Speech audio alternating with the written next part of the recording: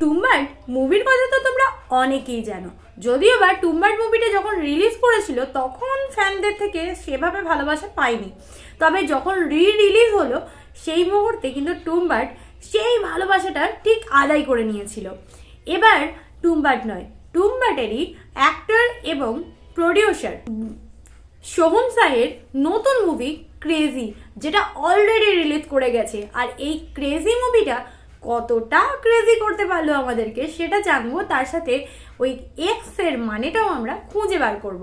তো চলো জেনে নিই মুভিটি কেমন হলো। সানি টকের সঙ্গে সিনেমার জগতে হারিয়ে যাও আর ছোট্ট করে সব কিছু জেনে নাও। অভিমন্যু সুদ হলো একজন ডাক্তার, যেটা তোমাদের টিজারে বলেছিলাম। আর ইনি একজন ডাক্তারই না শুধুমাত্র, ইনি একজন বাবাও, প্লেড বাই সোহম শাহ, যার মেয়েকে হঠাৎ করে কিডন্যাপ করা হয় এবং তার ক্ষতিপূরণ বাবদ চাওয়া হয় 5 কোটি টাকা। আর এমনভাবে পরপর পরিস্থিতিগুলো সৃষ্টি করা হয় না, যে তোমরা যদি নিজেদেরকে একবার সেই জায়গায় প্রেজেন্ট করো বা বসাও, তোমরাও বুঝতে পারবে যে এই পরিস্থিতিতে থাকলে কিভাবে একটা মানুষের মাথা পুরো ঘুরে যেতে পারে। এখানে ডক্টর অভিমন্যুর অ্যাক্টিং চরম ছিল, কারণ সে এতটাই কনফিউজ হয়ে গিয়েছিল যে সে কোনটা করবে বুঝতে পারছিল না, এটা করব না এটা করব, এর কথা শুনবো না এর কথা শুনবো।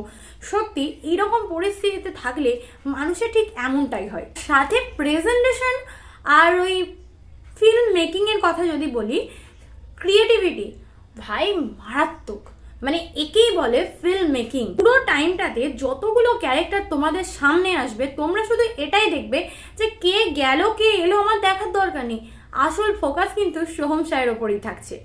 কারণ সে অ্যাক্টিংটা এতটা সুন্দর করেছে, এত ভালোভাবে করেছে যে ফোকাস তার দিক থেকে উঠবেই না, যেটা সত্যিই প্রশংসার যোগ্য। সোহম শাহ আরও একবার প্রমাণ করে দিল যে তার পাওয়ারটা কতটা। আমরা বারবার দেখেছি যে ফোনে কনভারসেশন হচ্ছে, ফোনের ওপার থেকে কেউ একজন কথা বলছে, হ্যাঁ তার উত্তর বা তার রিয়াকশন যেটা সোহম শাহ দিচ্ছেন অর্থাৎ ডক্টর অভিমন্যু, এবং সে যে পরিস্থিতিতে বা যে রিয়াকশনের সাথে অ্যাক্টিংটাকে দেখাচ্ছে, সেই অ্যাক্টিংটাই এনাফ ফোনের উল্টো পাশের মানুষটার চরিত্র জানতে। মানে ইমোশন, অস্থিরতা, কনফিউশন, সাসপেন্স, মানে চরম।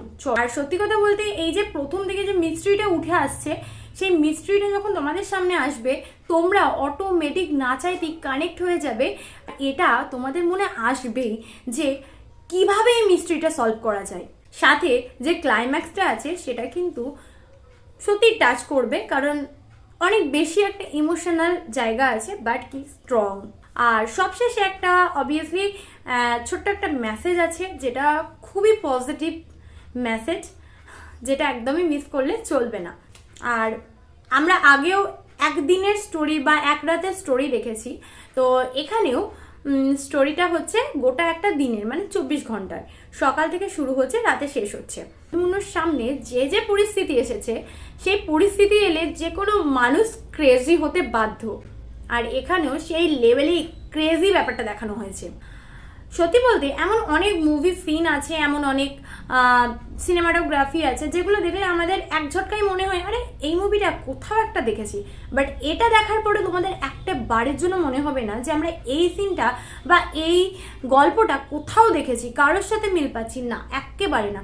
তার উপর ক্যামেরা অ্যাঙ্গেল, মানে ক্যামেরার শটও পুরোপুরি নতুনত্ব। সব মিলিয়ে সোহম শাহ ক্রেজি মুভির জন্য একদম ক্রেজিভাবে প্রেজেন্টেশন দিয়েছে, যেটা প্রুভ করে দিয়েছে সত্যি এইটাই ক্রেজি মুভির জন্য দরকার ছিল। আর এক্স যেটা আছে সেটা অ্যাকচুয়ালি একটা রোগের হিসাবে ব্যবহার করা হয়েছে, যেটা আমি যদি বলে দিই তাহলে মুভির আনন্দটাই থাকবে না, তাই সেটা তোমরা মুভি দেখো আর নিজেরা ব্যাপারটা বুঝে নাও।